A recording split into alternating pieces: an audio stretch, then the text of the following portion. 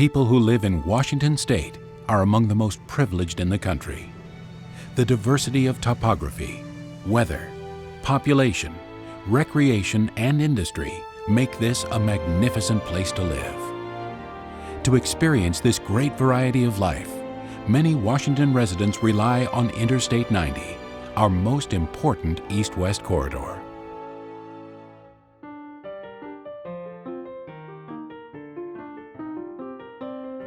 The development of the car quickly changed the way we lived in America. Cars gave us the mobility and the freedom to go wherever the roads would take us. One such road, I-90, became our nation's longest interstate freeway.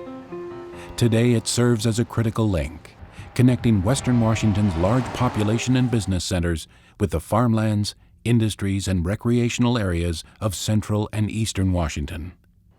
Each day, an average of 27,000 vehicles cross Snoqualmie Pass. On summer or holiday weekends, that count can reach 58,000. 35 million tons of freight cargo, which equates to $500 billion, crosses I-90 each year. By 2028, over 10,000 trucks will make the journey every day. And like any other well-used road, parts of I-90 are in desperate need of improvements. The Snoqualmie Pass section of I-90 is particularly crucial and has been the site of frequent delays, accidents, and weather-related closures. These delays cause frustration for everyone, from skiers, tourists, and commuters, to growers and truckers. I-90 is huge. It's pretty much the only way to get to the summit, and it's a huge interstate, so we have that luxury of being convenient to a lot of people. So it's definitely our lifeline to earning our keep and getting people up here. Most people don't understand that 2/3 of all the apples in the United States come from here, and pears and cherries. When that pass is not open for us to access, that's very serious for the growers of Central Washington. When we can't get to port, that represents an economic potential loss of about $6 million a week. The wine is produced here, it's bottled here, and it needs to get to market. So it's extremely important that the interstate is accessible and clear for those wineries to ship their wine to market. What happens is the freight comes to a dead stop unless we find an alternative route, especially when an avalanche happens and we don't have time to react. Our drivers sit and wait. That means freight sits and waits. That means customers wait for their freight. So it's a huge impact. And that's right out of the carrier's pocket. We can't go back to the customers and ask them for more money. We have to suck it up. So it's pretty costly. To address these concerns, the Washington State Department of Transportation is planning to improve a vital 15-mile corridor from Hyack to Easton, known as the I-90 Snoqualmie Pass East Project. These improvements will help alleviate congestion and make I-90 safer and more efficient. The first 5 miles of the project, from Hyack to Ketchless Dam, has been funded.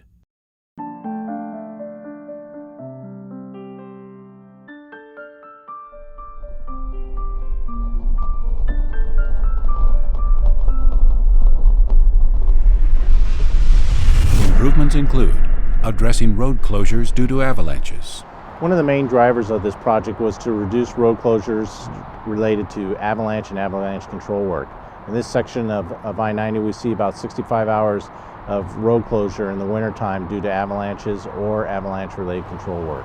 And we're looking to address this by replacing the existing snow shed with a new avalanche bridge that will allow the avalanches to come down off the hillside and flow underneath the roadway. The new bridges will protect the existing lanes and the new lanes. Other improvements include expanding from 4 to 6 lanes to reduce congestion in both directions, constructing a new roadway surface to replace deteriorated concrete pavement, stabilizing rock slopes along the length of the project corridor, improving safety for travelers, extending chain up and off areas, straightening sharp curves, improving sight distance and safety, and reconnecting wildlife habitat over and under the roadway by adding culverts, lengthening bridges at streams, or adding wildlife overcrossings. I-90 has long made life easier for people, but at a cost to animals. The road bisects a critical wildlife corridor. many species from the north are prevented from moving south. Animal populations from the south are isolated between the Columbia River and I-90, unable to move north. The I-90 Snoqualmie Pass East project will improve habitat connectivity by adding culverts, lengthening bridges at streams, or adding wildlife overcrossings. This will allow streams, fish, and wildlife to safely cross I-90 while reducing wildlife vehicle collisions. It goes from the high mobility species like, grizzly bear, wolves, wolverine, fisher, and lynx, down to smaller species like the terrestrial salamanders and small mammals and snakes and lizards and frogs and basically everything. So this is it's just pretty amazing. I mean, it's an incredible project. I think at this time it's the biggest, one of the biggest highway crossing structures, wildlife mitigation projects in the country, if not in the world. It's huge. By having biologists from the state agencies, from the environmental community, working with the Department of Transportation engineers, we were able to find the best locations for the crossing structures, the right height, the types of design that is going to work best for almost 200 species of wildlife. So when this is done, this will be the best design in the country. The cooperation among government, environmental, and business interests on the I-90 Snoqualmie Pass East project is unprecedented and is receiving international attention. One of the things that has impressed people is how the environmental community, the wildlife agencies, and the Department of Transportation have been able to work together to come up with a solution and, critically, find the funding to do it. From the very beginning, the Department of Transportation has also involved the citizens of Washington State. Through open houses, community meetings, public events, and school projects, the department has incorporated the public's comments and will continue communication throughout construction. WSDOT's commitment to the traveling public is to keep 2 lanes open during peak travel times. We want people to arrive at their destinations on time. The legislature recognized the importance of I-90 to our state by providing funding to make improvements along the corridor.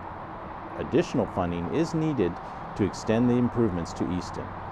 We need I-90 to keep Washington moving. We made a commitment to the legislature and the citizens of Washington to complete this project on time and on budget. Improvements include stabilizing rock slopes, replacing deteriorating concrete pavement and low clearance overpasses, adding a lane in each direction, lengthening truck climbing lanes, and incorporating fish and wildlife connectivity into culverts, bridges, and overcrossings. We love the proposed improvements. It's going to be more convenient for everyone, for both our guests and our employees, to get here in a safer way, in a quicker manner, and it's going to be, beneficial for the environment and wildlife too. So all around, it's a win-win for us.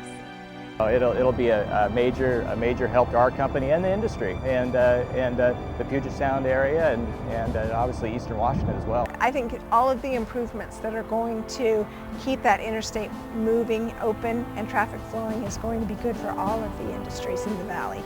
This is something that is going to be pretty amazing as far as protecting wildlife 200 years from now. Washington State is a magnificent place to live, work, and play. Together, the Department of Transportation, the business and environmental communities, and the citizens of our state will keep Washington moving, continuing to improve the vital link that connects us all.